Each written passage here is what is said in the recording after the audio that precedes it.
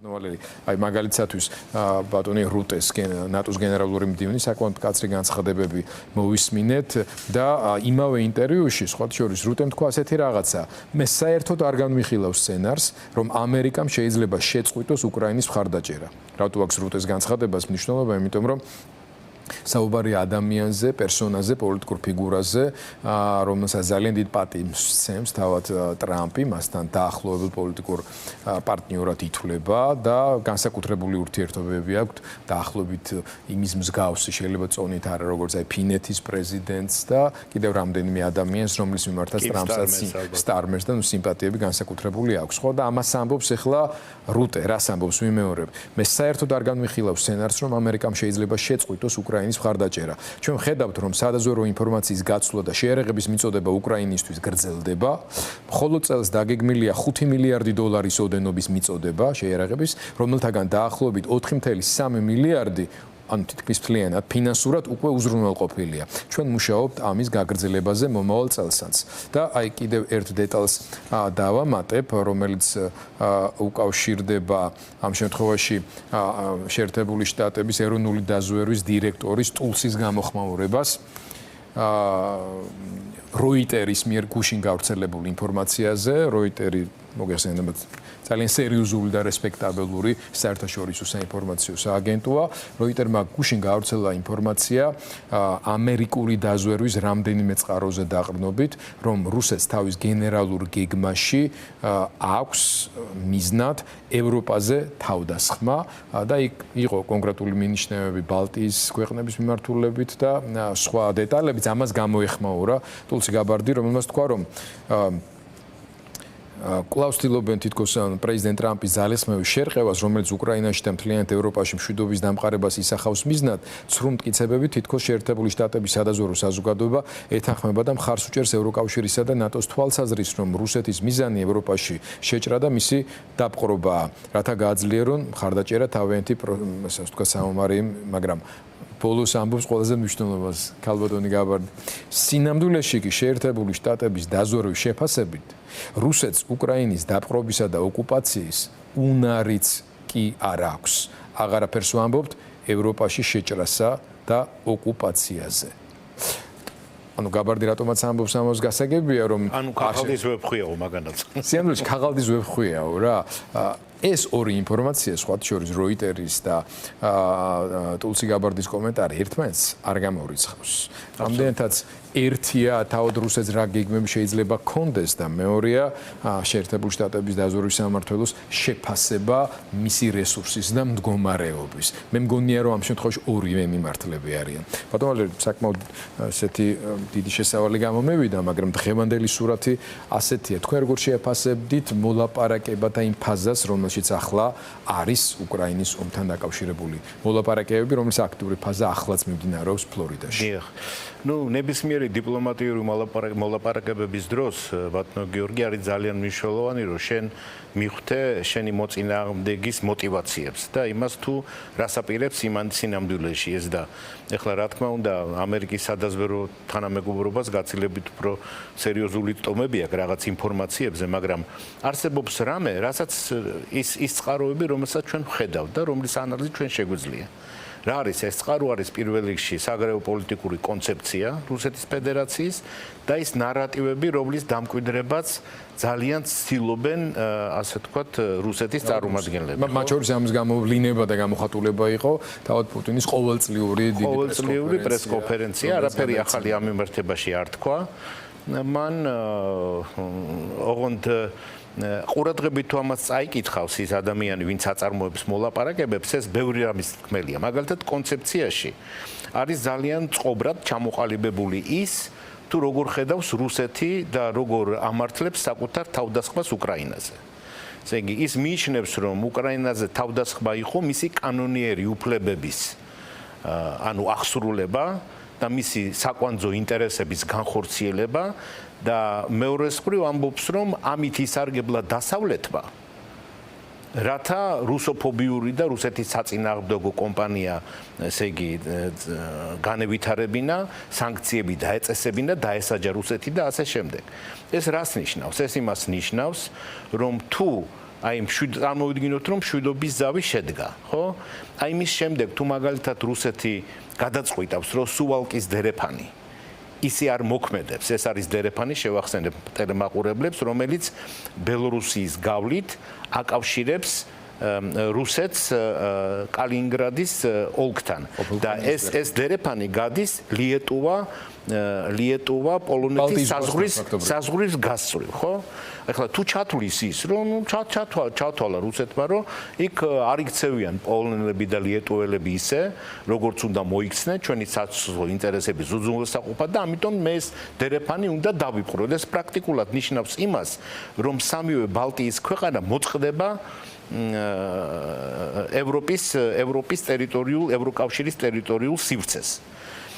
ამიტომ ესე იგი როიტერსმა რაც ასე ვთქვათ გააჟღერა და სხვათა შორის ეს სექტემბერში იყო ეს ხელმისაწვდომი ამერიკელებისთვის, ანუ ტრამპის ადმინისტრაციისთვის ეს ანგარიში სადაზვერვო თანამეგობრობის, მე ვფიქრობ, რომ სულთად უსაფუძვლო ის არ არის.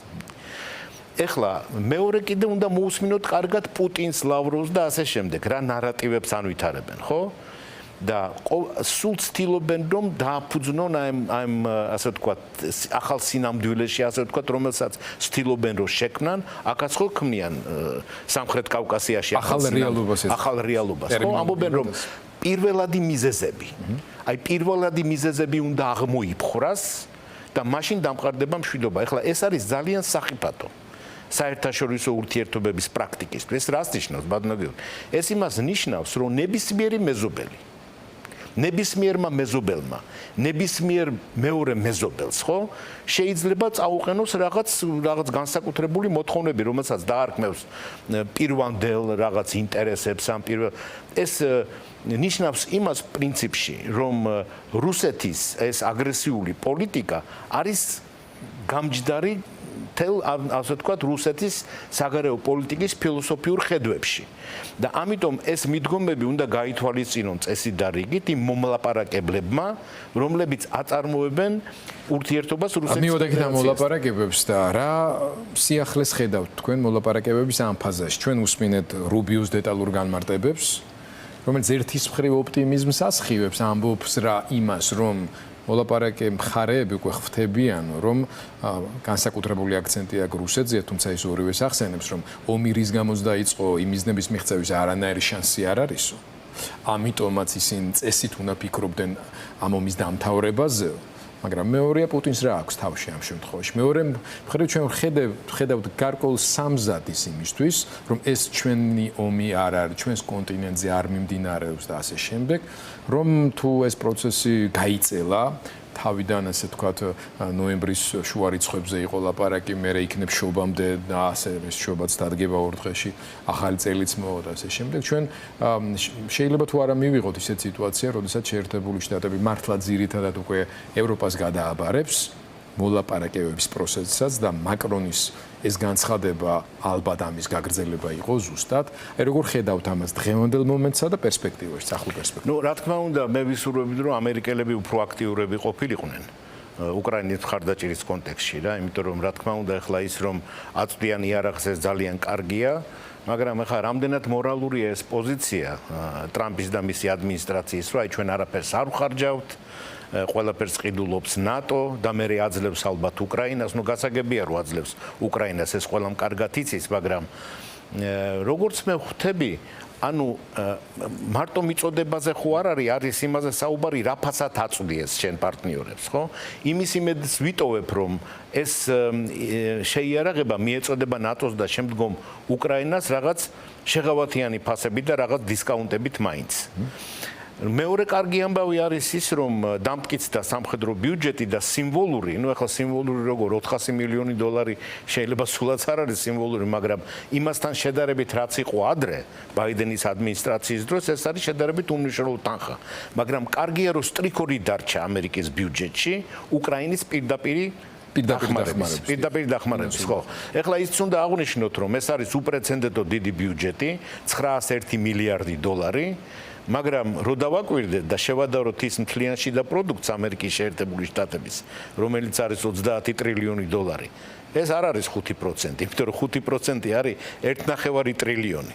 კი ბატონო, თუმცა ამის პარალელურად ჩვენ ხედავთ, რომ ევროპული სახელმწიფოები მნიშვნელოვნად ზრდიან თავის. ევროპული სახელმწიფოები ზრდიან, დიახ. პოლონეთზე აღარა ალაპარაკი, მაგრამ გერმანია, რომელსაც აქვს გერმანია საერთოდ ყალიბდება მერცი თვითონ და გერმანია როგორც ახალი ლიდერი და რა მნიშვნელობა ჰქონდა ევროკავშირის გადაწყვეტილებას ფინანსური დახმარების? დიახ.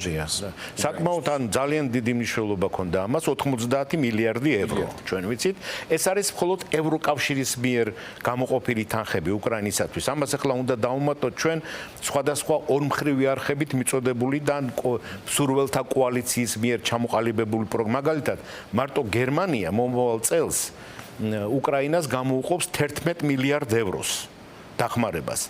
ნორვეგია 1 მილიარდს, ხო, ამიტომ ეს ავედით უკვე 102 მილიარდ ევროზე, რომელიც დაახლოებით 125 მილიარდი დოლარია, ხო? ეს არის უკვე სერიოზული მნიშვნელოვანი თანხები და თან მნიშვნელოვანია, რომ როგორც მაკრონმა ხაზი გაუსვა, კონსენსუსით მიიღო გადაწყვეტილება ევროკავშირში. ამის მნიშვნელობა ჰქონდა, თუმცა ერთი დეტალიც დავუმატოთ ამ შევლობას, ბატონ ვალერი. ჩვენ ვსაუბრობთ უკრაინისთვის ძლიერ სერიოზულ მყარ ფინანსურ ზურგზე, ვსაუბრობთ უკვე ძალიან სწრაფი განვითარების ფაზაში მყოფ სამხედრო ინდუსტრიაზე უკრაინისთვის, რომელიც არა მარტო უკრაინის ტერიტორიაზე, სხვადასხვა ევროპულ სახელმწიფოებში იწყობა, უკვე ინსტალირება მიმდინარეობს და ეს შესაძლებლობები და რესურსები მალე ჩაანაცვლებს შეერთებული მთლიანად ვერ ჩაანაცვლებს ყველა შეიარაღების სახეობაში, მაგრამ ძალიან მნიშვნელოვანი მიმართულებით. ასევე ჩვენ მოვისმინეთ რუტეს განცხადება, რომ ის არ ელის, რომ ამერიკა გავა განსაკუთრებით სადაზვერვო მონაცემების მიწოდების ნაწილში, რისი სრულად ჩანაცვლების შესაძლებლობას ამ ეტაპზე არ აქვს ჯერჯერობით ევროპას და ეს არის ომი გამოფიტვაზე ეკონომიკების შეჯიბრიც არის. მე მოვისმინე დეტალურად გავიცანე შეერთებული შტატების ფინანსთა მინისტრის ბესენტის განცხადებას, ორი განცხადება გაკეთდა ბოლო დღეების განმავლობაში, სადაც ის ამბობს, რომ უკვე მომზადდა რუსეთის საწინააღმდეგოდ ახალი სანქციების პაკეტი ტრამპის ადმინისტრაციის მიერ.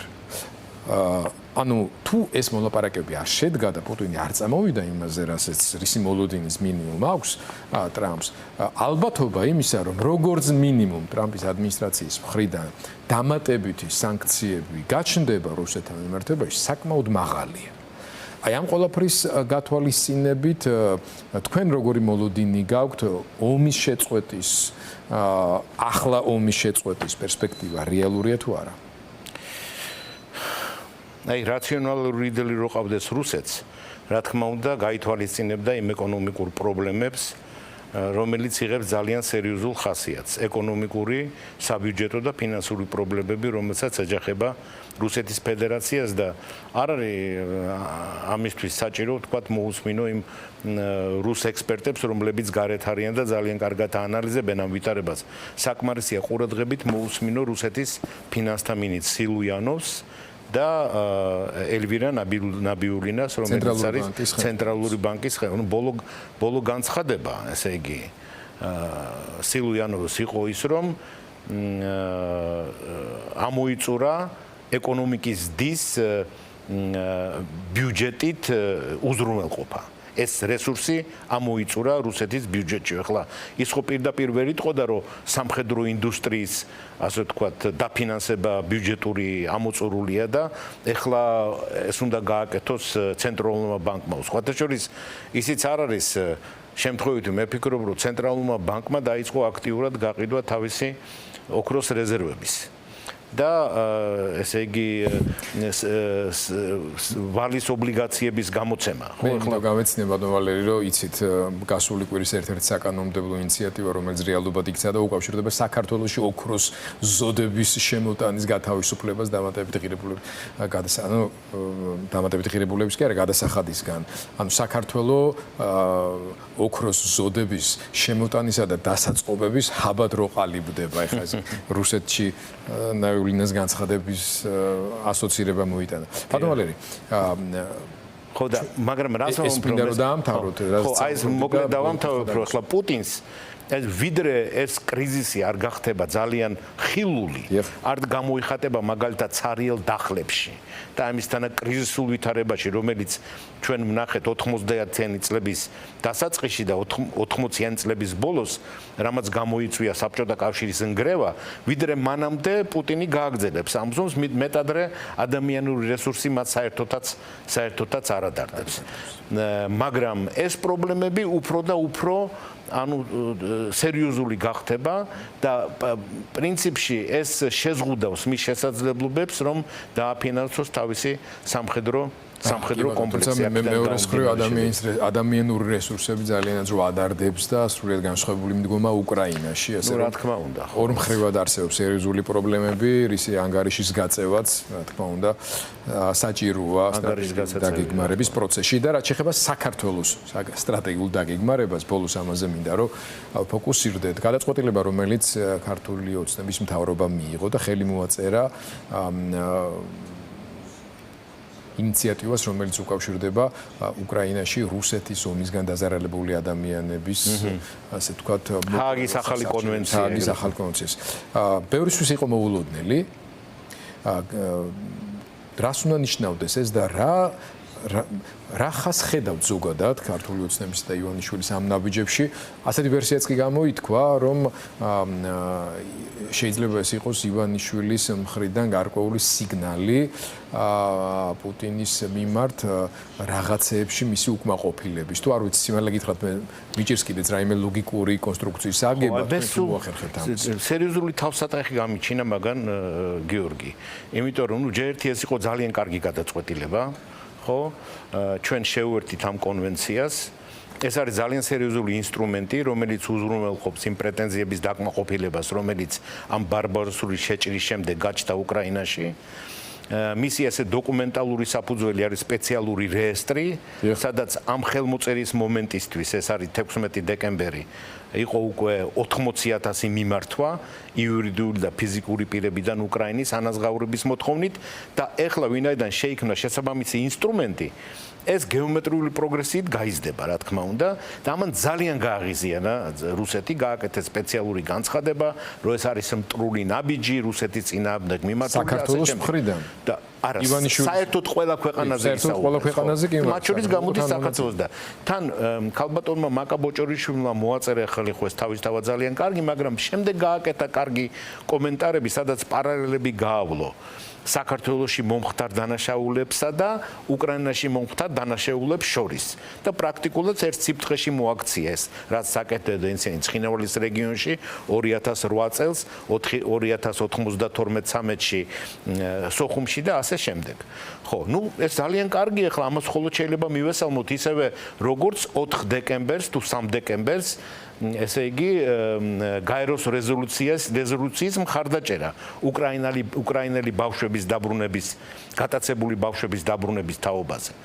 რამაც ასევე ძალიან გააღიზიანა პუტინი, იმიტომ რომ ამის გამო მასზე და ქალბატონ ბელოვა ლვოვზე, რომელიც არის ბავშვების უფლებების ომბუდსმენი, ეგრეთ წოდებული, გამოიწერა საერთაშორისო სისხლის სამართლის ტრიბუნალის ორდერი. ხო, სხვათა შორის უნდა აღვნიშნო, რომ არც სომხეთმა, არც აზერბაიჯანმა და არც თურქეთმა ამ ორ გადაწყვეტილებას მხარი არ დაუჭირა. არც კონვენციაზე მოუწერიათ ხელი და არც გაეროს რეზოლუციისთვის მიუციათ ხმა, თუმცა იქ დიდი უმრავლესობით იქნა ის მიღებული 91-მა მისცა ხმა, ესე იგი 57-მა თავი შეიკავა და მხოლოდ 11 ქვეყანა იყო, რომელიც შეეწინააღმდეგება. ნუ ეს გასაგებია, ვინ არის ეს? რუსეთი, ბელორუსი, ნიკარაგუა და ასე შემდეგ, ხო? საქართველოს ვფიქრობ, ანუ ეს ნამდვილად ძალიან კარგი გადაწყვეტილებები იყო, ტაშს უკრავთ, ასე ვთქვათ, ამ გადაწყვეტილებების ქართულ ოცნებას, მაგრამ ისე რომ დავაკვირდეთ, აი ჩვეულებრივი ნარატივიდან იყო ამოვარდნილი ეს, იმიტომ რომ ამის პარალელურად ჩვენ გვესმის იგივე ეს რიტორიკა, რომ ევროკავშირი ცდილობს სიტყვით დაიპყროს საქართველოს როგორც წითელ არმიას ადარებენ წითელ არმიას ახლა ეს საერთოდ ესე იგი ეს ამაზე რა უნდა უპასუხო ადამიანს ესე იგი ეს პრაქტიკულად ნიშნავს ტოლობის ნიშნის დასმას ევროკავშირსა და საბჭოთა კავშირის შორის და ნუ ახლა ოკუპანტს როგორ აუხსნათ ახლა ეს რომ მონადგურებელს ისტორიის წამსვლელს და ევროკავშირი სადაც როგორ აუხსნათ ახლა ერთადერთ მიმაც მოვიყვან რომ ევროპის საბჭო რომელიც იღებს გადაწყვეტილებას თავარ გადაწყვეტილებას ხომ ეს არის 27 სახელმწიფოს და მთავრობის მეთაური გააჩნია მოწყობა სახელმწიფოსი რომლებიც კონსენსუსით იღებდნენ გადაწყვეტილებას და საბჭოთა კავშირში რესპუბლიკების კონსენსუსს არ არის მაგის ახსნას ბატონალები აზრი არა უნდა აუხსნათ რა უხსნათ ეს ყველა მიცის ვისაც არ უნდა გაიგოს ეხლა აქედან გამომდინარე ესე იგი აი მე უბრალოდ თავი ვიტეხე ეთიკის პრობლემა არის ვიდრე რაიმე პოლიტიკური და რაც მაგრამ აქ ეხლა საქმე რაშია რომ არსებობს ეს მაგისტრალური ნარატივი ომის პარტია,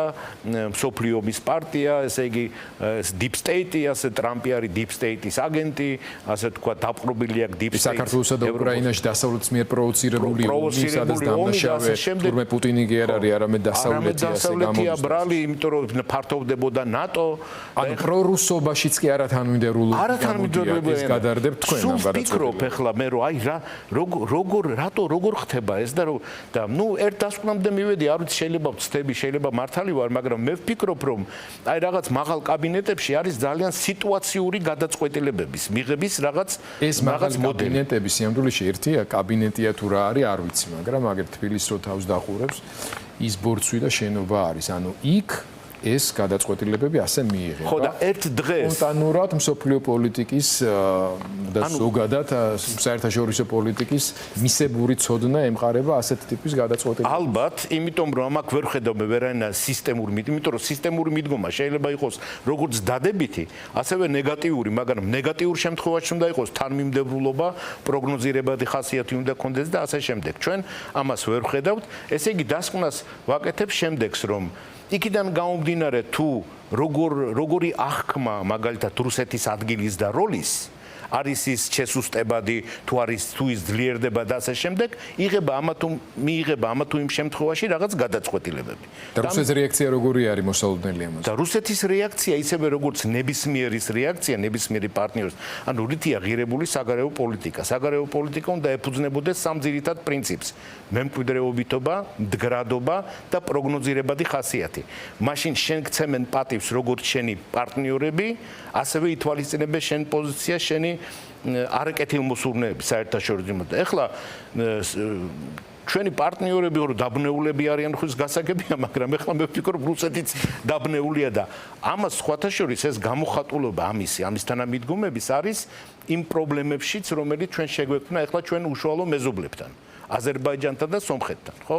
იმიტომ რომ ეს ჩანს რა ეს არის ჩვენი ძირეული ინტერესები აზერბაიჯანული ნავთობის ტრანზიტთან დაკავშირებით სომხეთში ტრანზიტთან და ამასთან შექმნილი ზოგადად ვითარება ხო თავიდან ესე იგი ვიღაცამ თავის თავს მისცა უფლება რომ რაღაც გამოეცხადებინა 400%-იანი ტარიფი იმისთვის რომ რაღაც ხელი მოეთბო ერთჯერად გარიგებაზე რაც არის სრული უგულებელყოფა ძირეული საქართველოს ინტერესების და ამ ინტერესების ძირის გამოთხრა.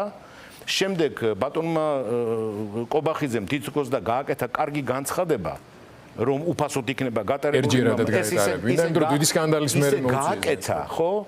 რომ რაღაცნაირად ეს ერთჯერადად დააფიქსირა პერსპექტივა არაჩვენა ჩვენ პარტნიორებს და იმის მაგივრად რომ მადლობა ეთქვათ უფრო მეტად დაფიქრდნენ და მივიღეთ პაშინიანის განცხადება რომ ჩვენ აწი უნდა ვეძებოთ რაღაც სხვა ალტერნატივები ამის შემდგომ არანაირი რეაქციები არ მომხდარა და ნუ პირველ რიგში რაც უნდა გაკეთებულიყო ხო უნდა ახსნილიყო ჩვენი პოზიცია ძალიან გამჭვირვალედ და გასაგებად როგორც აზერბაიჯანში ასევე სომხეთში უნდა ჩასულიყვნენ იქ ან მინისტრის მოადგილეები ან შესაბამისი დავალება უნდა გაცემულიყო ელჩებზე რომ ეს აღმოეფხრათ მთლიანად ეს გაუგებრობა და ეთქვათ რომ პოლიტიკური შეფასება ჯერ ძალიან კარგი რომ თქვენ ამაზე შეთანხმდეთ, ჩვენ მხარს ყოველთვის დაგიჭერთ და ვიდრე თქვენ სხვა საშუალება მოგეცემათ, ჩვენ ყოველთვის შეღავათიანი პირობით და ძალიან სწრაფად და კონკურენტუნარიანად მოემსახურებით ნებისმიერ ტვირთს. ეს არ მოხდა და აქედან გამომდინარე, დასკვნა იგივეა, რომ ჩვენი საგარეო პოლიტიკა სამწუხაროდ არის ერთობ ქაოტური და დაფუძნებული რაღაც აი სიტუაციურ რაღაც მიგნებებზე თუ სარგებლობებზე თუ ასე სერიოზული საგარეო პოლიტიკა ვერ შენდება. მადლობა ბატონ ვალერი ჩეჩელაშვილს. დაამშვიდობები მას საინტერესო კომენტარებისთვის განსაკუთრებული მადლობა.